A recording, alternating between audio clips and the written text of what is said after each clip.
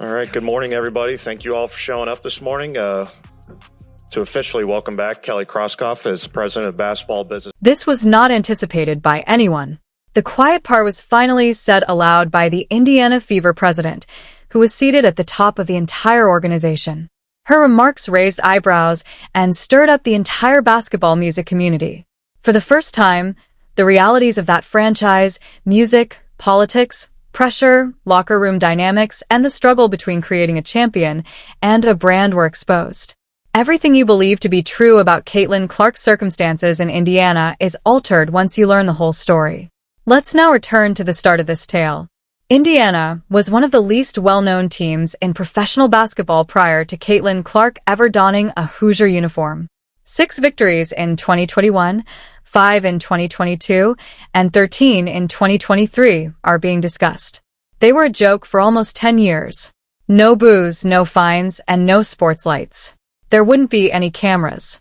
The chairs weren't being filled. Whatever the fever had been, the WNBA scene had drastically shifted. That was the truth. A once proud franchise was neglected.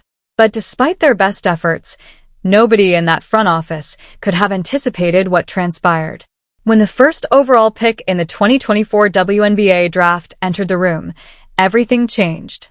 Caitlin Clark not only lowered the temperature but also altered the league as a whole.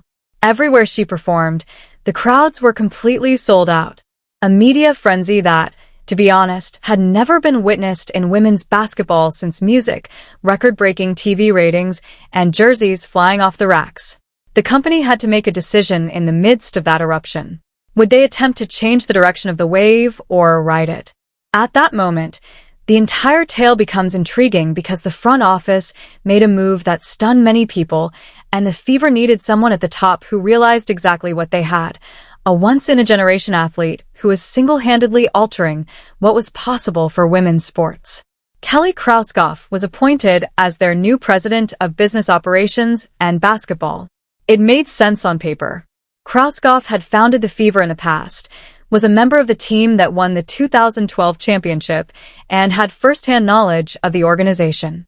The group introduced her with all the excitement that was expected. However, something in her early statements at the news conference brought up difficulties that many at the time decided to ignore but would later come back to destroy the entire company months later. No one noticed the warning signs until it was too late, since they were concealed in plain sight. At this time, everything fell apart. July of 2025. Caitlin Clark's injury-related absence is causing problems for the Fever. Due to a groin problem that has been plaguing her for weeks, Clark has only participated in 11 games this season. Fans are irritated. The team is on the verge of making it to the postseason. There is increasing pressure.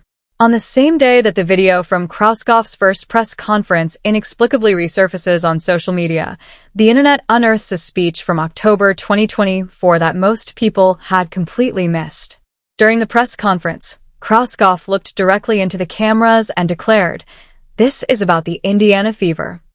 Indeed, Caitlin Clark and Aaliyah Boston are our key players, and we plan to keep growing them. However, I want this team to be a national leader and a long-lasting brand like Apple." 5 phrases. That was all that was required, because not many people heard that vision in that line. In just a few hours, the video went viral, and its fan base quickly expanded. It served as a caution. At the Fever front office, such a response was unheard of. Fans were not just angry, but also well-organized, boisterous, and hard to ignore when they were furious. Because of what Apple actually accomplished, the comparison to Apple struck a different chord. One visionary, Steve Jobs, was the foundation of the company's identity, and after he left, it almost fell apart. Clark supporters therefore perceived something in the Fever president's use of that precise analogy as telling, as though the organization already viewed Clark as an element rather than the primary emphasis. A fan responded to enduring brands that align with their values on social media. Steve Jobs, the company's star and visionary, is credited with making Apple a global icon. Didn't hold back either. When Clark finally decides she's had enough of the front office dumpster fire, the Fever will acknowledge that they wasted the greatest potential in women's sports ever. The answers, comment sections, and message boards all expressed the same basic sentiment. You don't minimize the most significant player this team has ever had, and you keep focusing on her. There was more to the criticism than just noise. A few hours after the video became viral, Kroskoff's entire account disappeared. Totally deserted, although just a few days before there had been a social media presence. Someone in that organization made the decision, and they were aware of how dire things were becoming. There was quiet in place of a message or an explanation. The players on the court, the ones who actually suit up next to Caitlin Clark every night, were telling an entirely different and far more truthful story, while the front staff was being demonized online. This is where things become even more convoluted. One of Clark's best friends, Lexi Hull, had nothing when she applied to be featured in Glamour magazine. Although virtually no one in a Fever uniform had previously been willing to reveal, Hull said that everyone in the league already knew. Because of the media attention and the people who have supported us since Caitlin arrived, I believe there is some envy over the Fever. She went one step further and disclosed that teams from all over the league had been publicly discussing things like, "We can't let the Fever win," in their own locker rooms. Hull's remarks revealed a disturbing truth that had been developing for the previous 2 seasons. These days, the Fever do more than simply play hoops. Every time they play, opposing teams target them because of a single member of their team rather than the team's performance as a whole. Sophie Cunningham went one step farther. The player who established herself as Clark's enforcer on the floor and made it obvious early on that taking cheap shots at her teammate would have repercussions had already come forward and confirmed what the league had been speculating about. Aaliyah Cunningham claimed to have heard it prior to traveling to Indiana. She claimed that there were explicit discussions about Clark in the locker room while she was still in Phoenix, and that rivals weren't merely attempting to win. They were attempting to make their point. Music. The story of Clark being physically targeted and receiving an unending welcome to the W moment has been chronicled throughout the season. Even objective onlookers were shocked by the intensity of the hard play directed at Clark by the time her groin injury ended her season after just 13 games, and many were seriously questioning whether the referees had adequately protected her. A growing percentage of people who were listening carefully said that the answer was no. However, the inside story of what it's truly like to be Caitlin Clark's coworker was beginning to emerge as all of this was happening in the public eye. Thus, it was only the start. It was likewise not what the critics had anticipated. The story that Caitlin Clark's detractors most frequently promoted was the straightforward one that she caused issues in the restroom. She was disliked by the players. The popularity and attention caused no team to be able to handle the fissures. In a September 2024 podcast, Hall of Famer Cheryl Swoops revealed that important Fever players were subtly expressing their disinterest in attending, that they couldn't handle the circumstances around Clark. It spread quickly. As the Fever began their second season together, there was a lot of chatter or music playing around. Unless, of course, Clark felt obliged to appear as a guest on another March Madness program hosted by Subbard and Diana Taurasi. She faced it head-on. She wasn't upset. She didn't act defensively. She was remarkably composed about it.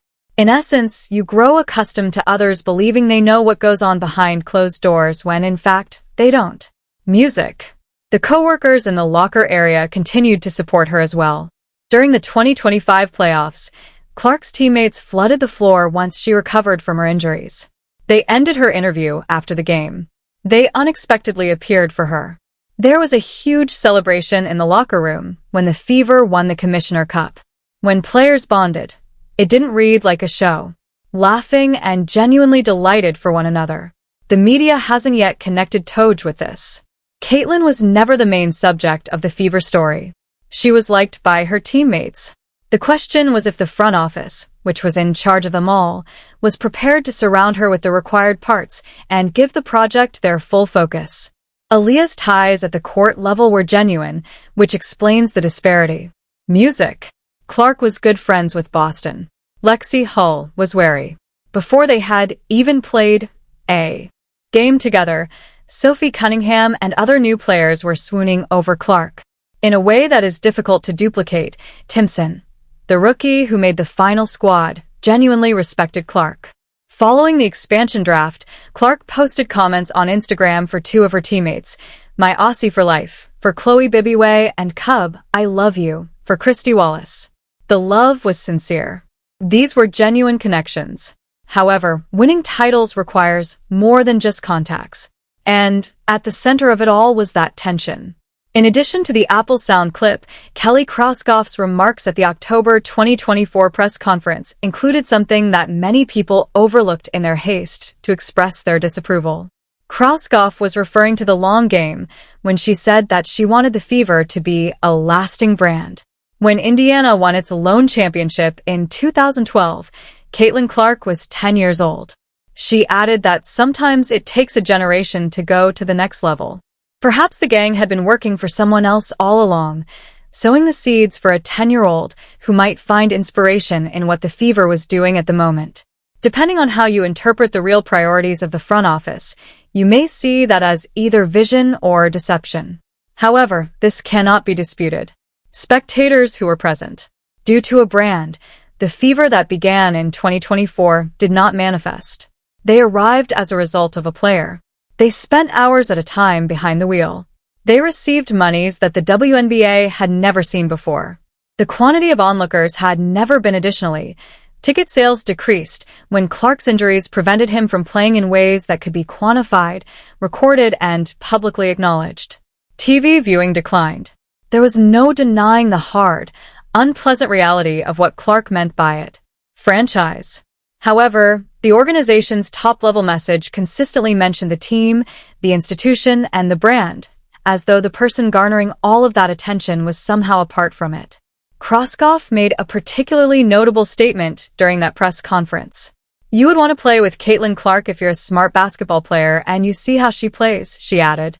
And it proved to be more accurate than even she would have realized at the time, since the Fever's recruitment prowess had subtly developed into one of the most compelling stories in the WNBA. In order to travel to Indiana, players had to accept wage reductions. The chance to play alongside Clark was the deciding factor for veterans. Clark's fan base wasn't limited to crowded stadiums.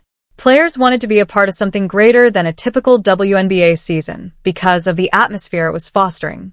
The Fever had grown to be one of the league's most well-liked venues in spite of this. Not because of a brand plan, but rather because of a basketball player who packed buildings wherever she went and improved everyone around her. Now, let's discuss 2026 and the Fever's upcoming projects. In the WNBA, the team lost two players. Christy Wallace is drafted to Toronto, and Chloe Bibiway is drafted to Portland. Clark herself had to put up with a season that was meant to be her breakthrough second year, but instead it was a nightmare of injuries that kept her to only 13 games in the regular season. She was chosen for the All-Star game despite averaging 16.5 points, 8.5 assists, and 5 rebounds per game. Notwithstanding this, she remained the league's focus notwithstanding.